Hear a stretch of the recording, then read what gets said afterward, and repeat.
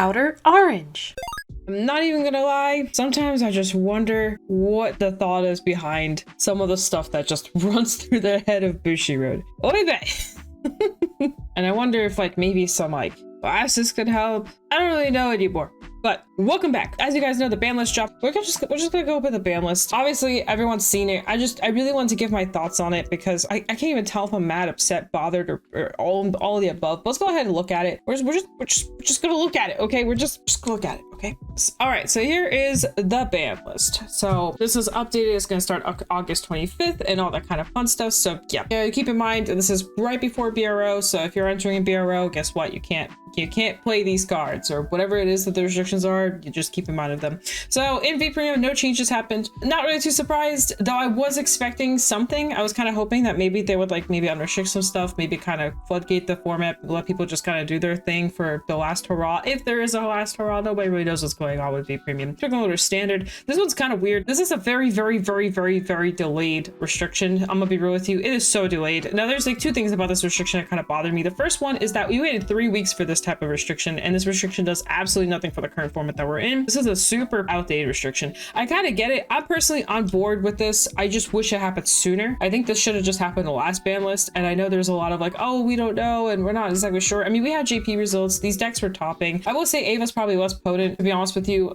Out of the two, I think Jet was definitely the bigger issue. I very much sat on the idea of the fact that Jet was kind of a problem on release, and it was going to continue to be a problem. And I really wish that this restriction happened a lot sooner, and that's why it bothers me that it's happening now, because now I would actually prefer that Jet stay on because it can at least somewhat contest the decks like Ballista and Gandiva. But now that we got these restrictions, now there's even less decks that can deal with Gandiva and Ballista, which are way bigger of an issue than what these decks were doing. So it's kind of like, I don't even know what to say. It's like one of those things where it's like a slap in the face. I don't know anymore. It feels like a slap in the face. Like I saw this and I was like, huh? You know, it's like it just doesn't make sense. I really wish this happened during the Minerva season when Minerva first dropped and we had the Chalice. I wish this was the ban list that we had because that's when we needed it most. Jet was by far the strongest deck in the format. It made the format very unfun in my opinion. Ava was a pretty close second, and also Ava was very unfun as well because all you were facing was Jet Ava something basically for like 3 to 4 months straight. The format got stale very quickly, and especially since there was so much knowledge and there was it was very obvious that this was going to happen. So like the fact that we didn't have this preemptively choice restricted was like kind of like annoying in a way because no other decks like were on the same level as these two decks. It was like Jet was like a whole other thing. Jet was like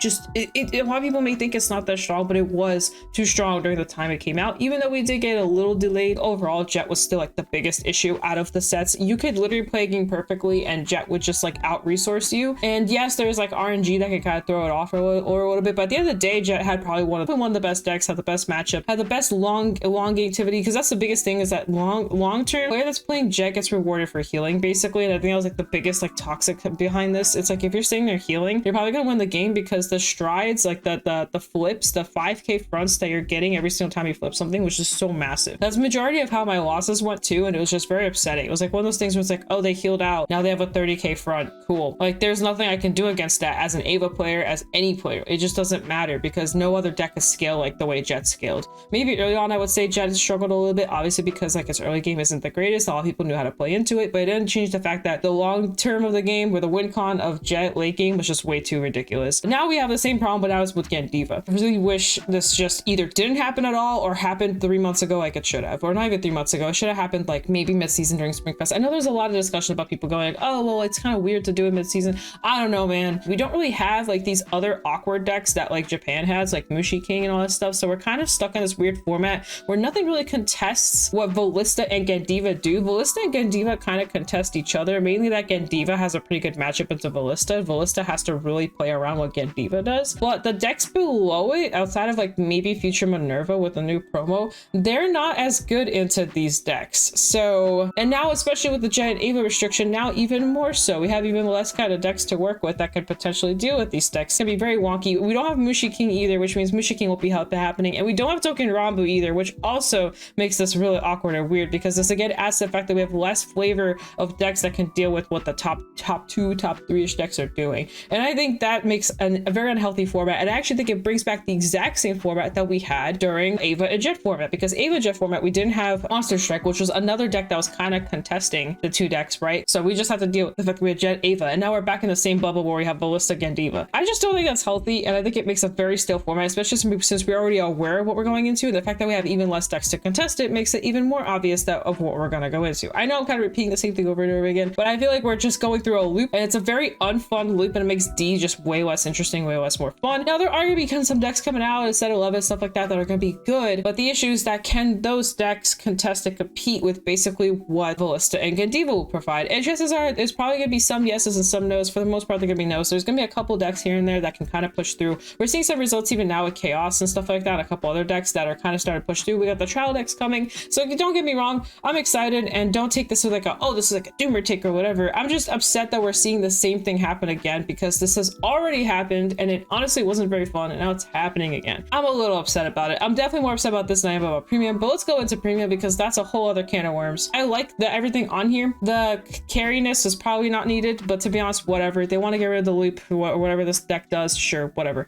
Cool. Bird is gone, which I'm personally fine with. Dibatama was gonna be a pretty potent deck. I think with the bird gone makes it a little bit less potent, a little less unfair. We also got the full Bronto hit, which I don't even know if it was really needed. The deck was good, but I don't think it was like insanely like, I don't know. To be honest, I'm gonna be real with you. I didn't spend that much time on testing it, but I did watch people play it. I watched people brick on it, and like there was a lot of games. There's some games that were good, some games that were not so good. There is also more. Okay, but before I keep going, there's also the Alice restriction, which that's fine. Balls is not gonna be that crazy good anyway, because Hanoi just straight up checks this deck pretty hard. And then Entrahana got pushed to 1. I kind of wish it went to 0, but that's fine. At 1, it's fine. I low-key Steam Maidens was like an insanely strong deck. I think it was one of the best decks in the format in the previous format, pre-PS3 collection. I think it was by far one of the best decks in the format. Some decks could keep up, and some decks could like quote unquote like pop off or whatever, like Spike Brothers and like sometimes Narukami and DP and all that stuff. But I think in terms of consistency, resources, hand management, shield value, early rush, late game rush, marker replenishment, strides, anything you name it, I think Steam Maidens had the best out of all of them. I really think Ghidorah should have been hit. Some may disagree and be like, well, there's a lot of good decks that can kind of fight or whatever. Yeah, I agree. I honestly was okay with the card not being banned.